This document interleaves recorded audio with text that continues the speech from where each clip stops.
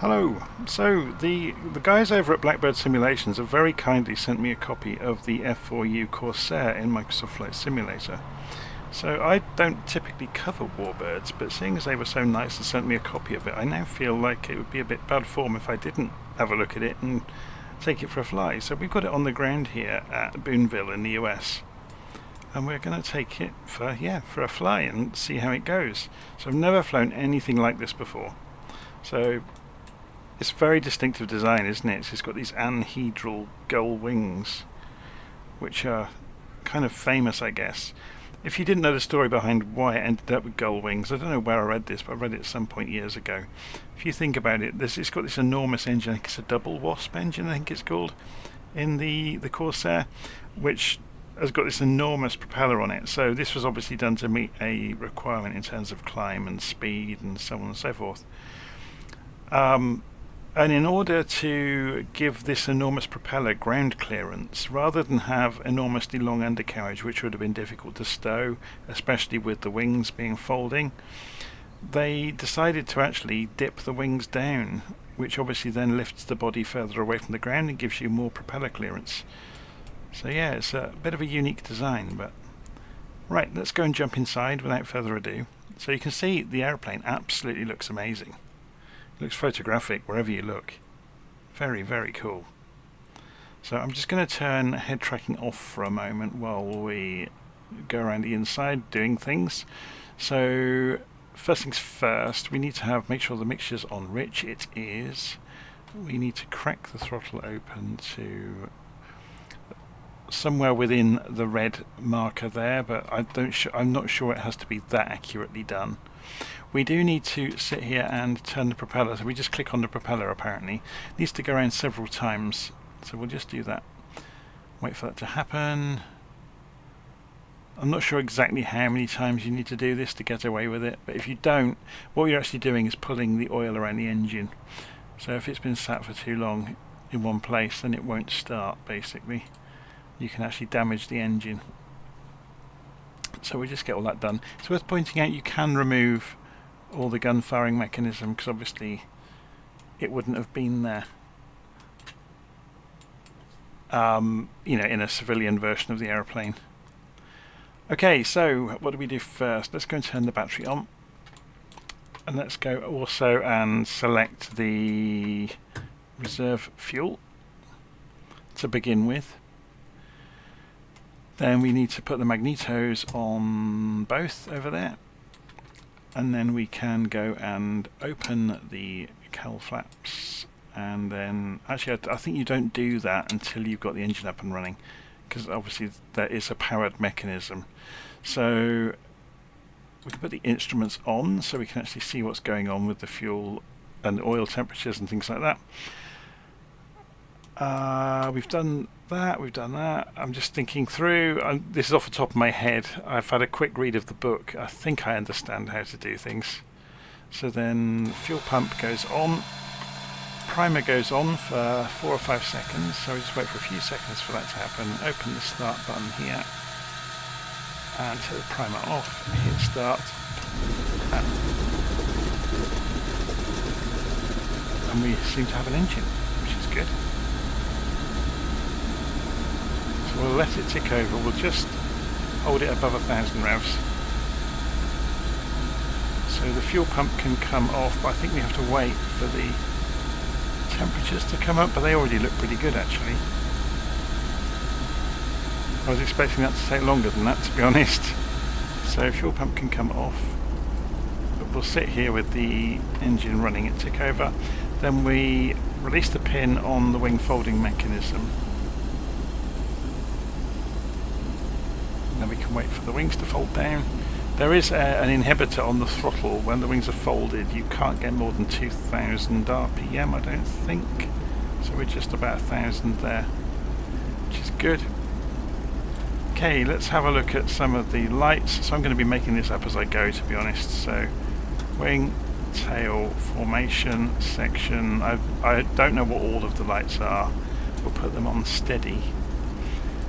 And cockpit lights, we don't need those. It's a lovely sunny day here at Boonville. We'll put the pitot heat on now. And we've got the interesting... Oh, that's the fuses for the lights, I'm guessing. Okay, so you've got IFF stuff there. There's obviously none of the weapon systems are going to do anything. But there might be animations. I haven't dug into that yet. I will come back to this aeroplane over time and look at it, but today it's just a test flight really to see if we can fly a Corsair. So let's... Now the aeroplane's up and running, let's level the view up. Turn head tracking on. Press the center key to reset its position. There we go.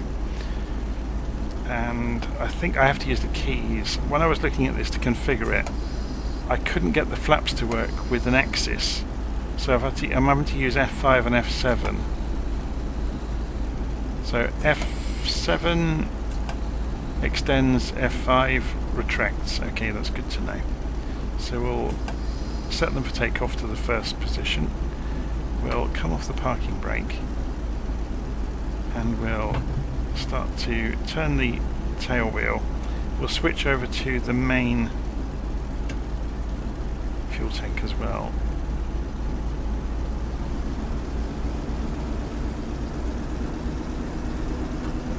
I have no idea if you can open the canopy or not. It looks like you can.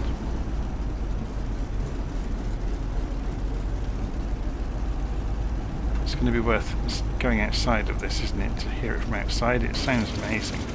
Yeah, look at that. Very, very cool.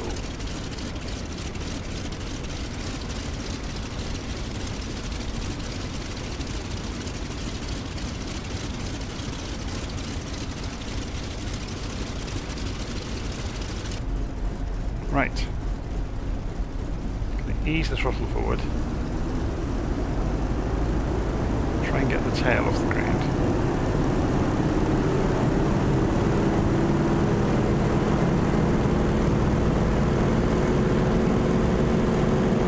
Okay.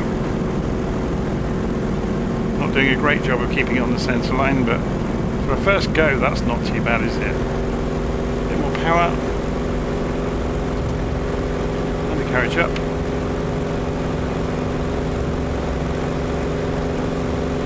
Coming up.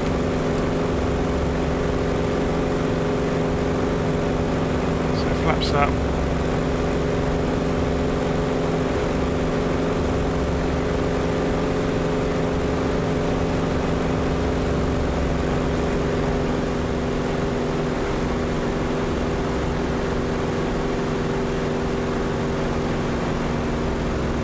It's not often you depart Boonville at that sort of rate, is it?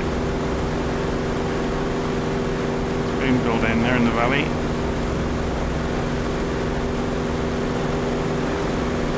So really, I guess you could fly this like a complete and utter hooligan, can't you?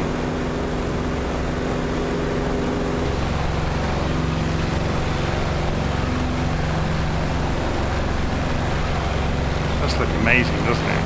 It's real. Kudos to Blackbird Simulations for building this thing. I guess they were still Milvis when it first came out, but I understand that's a commercial reason for doing that, because they still do actual, military contracts and stuff. Okay. Should we get some altitude? Let's see how fast the speed comes off. Whoa, look at the indicated airspeed falling off. Just a bit gently. That's level flight. Hold it there. Look at it shaking. Low speed. It's just gaining some speed back. 100 knots. There we go. So we'll turn back over the valley, and then we'll do some stall tests. I'm just going to slightly panoramic there on the view. I don't like it when that happens. So there's Boonville.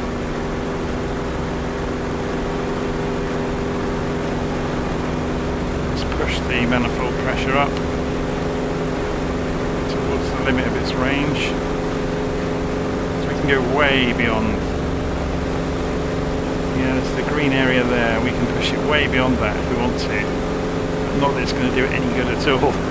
Probably kill it in pretty short order. I'm just interested in seeing how fast we can go. So that's 180 knots. It's 200 knots.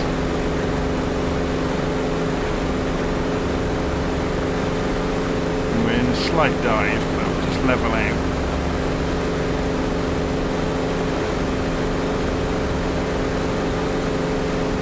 That's coming up to 250 knots.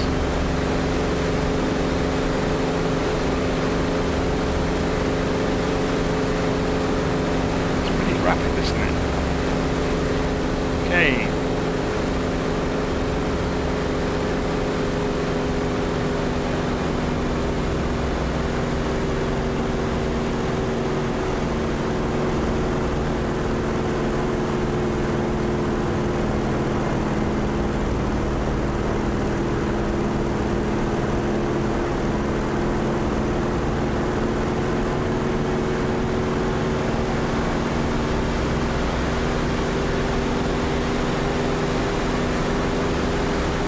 Should we do some stall tests with it, see if it will tumble?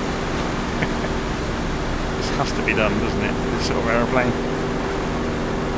It's designed for corkscrewing through the sky, so let's do a straightforward straight line stall test first with no power, or minimal power anyway. I love the shaking, and it stalls in a straight line. Whoa, but it does then drop a wing. We'll hold the elevator in, and it's gone into a spin, let go, and it falls out of the spin on its own.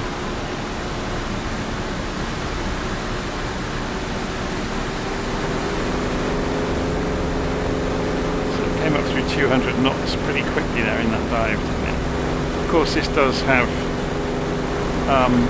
spoilers, because it was used for dive bombing. Not that I know how to activate them, but maybe it just uses the flaps to do it. Okay, so let's see if we can get it into a fully developed spin this time.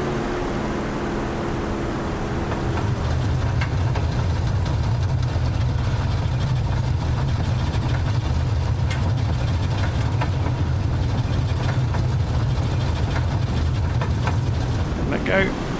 No, it falls out of it all on its own. What about if we go the other way? Get some airspeed back.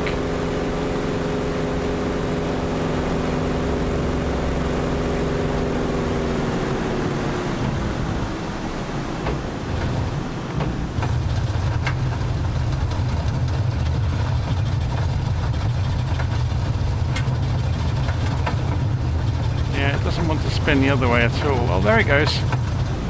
Yeah, but it's kicking out of it as soon as I let go. So it won't spin.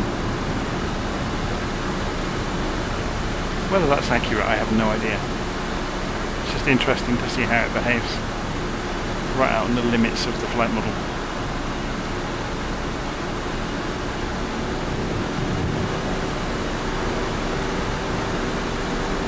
Oops, put my head through the glass there. Okay, so if we roll over right and do a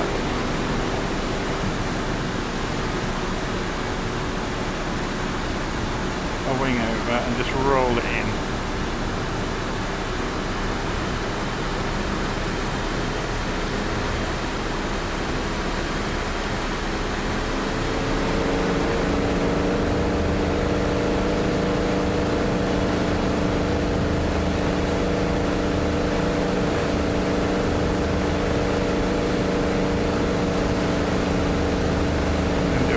Half a split S, or Immelman I believe people might call it.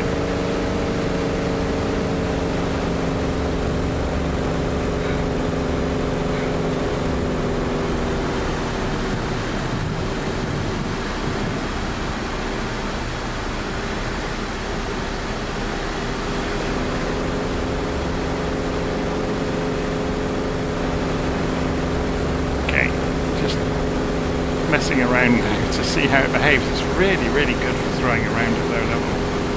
Very, very agile.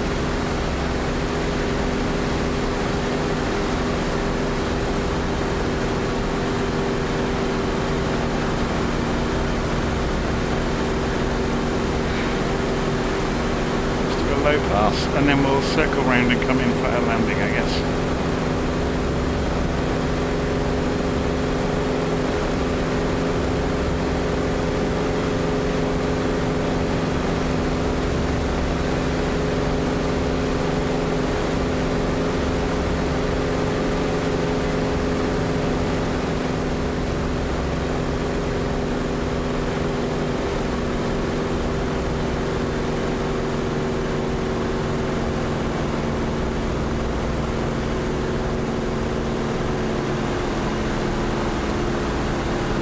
Okay, let's get this ready for landing then.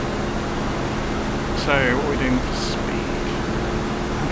170 knots at the moment, so let's get rid of some of that speed.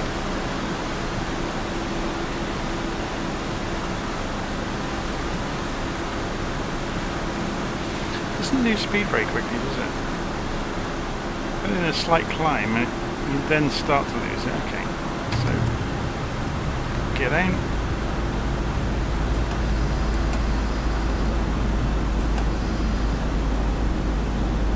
See a flap lever there, 30-degree flap. Should we try full flaps and see how it goes? It's slow enough.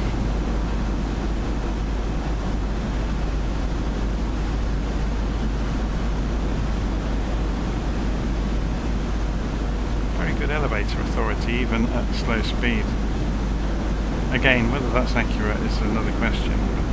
Although we're not that slow, we're still doing 110, 115 knots.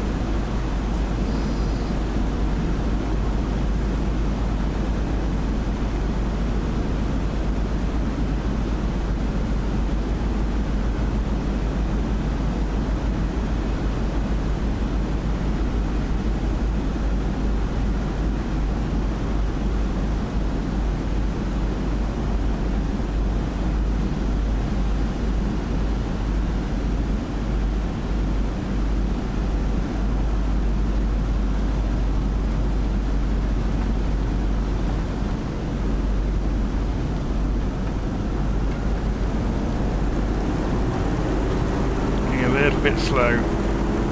See the airframe starting to complain, so open the throttle up. Just bring it in nice and gently.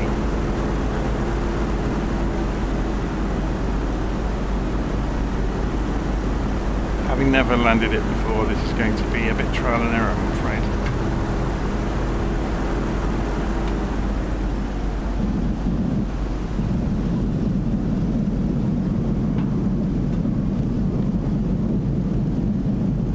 Side, but easily corrected, and we seem to have very good authority with the tail wheel, which is good. I will admit I'm jamming it into the ground with the elevators. That went a lot more smoothly than I imagined it was going to. I thought we might bounce and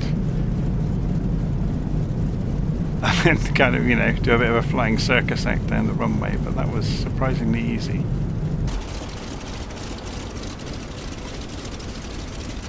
So there we go. Corsair from Blackbird Simulations. Very, very cool. It looks amazing, doesn't it? If you like warbirds, you can't really go wrong with it, really. Just be very careful about how we stop to avoid doing that. Because as you can see, well, there's a tiny amount of clearance there underneath the propeller, even with those massive gull wings. Let's see about cutting the engine. So we should just be able to pull the mixture back, shouldn't we? We should have pulled this back to auto rich while we were in the air. I haven't done. So that's on me. So there you go, there's the engine. And let's see about this then. So do we have control over these? Yes, we do. Very cool. That would be handy for approach, wouldn't it? To be able to look out. Hadn't even thought of that. Anyway, hopefully you've enjoyed that, and I'll see you again soon.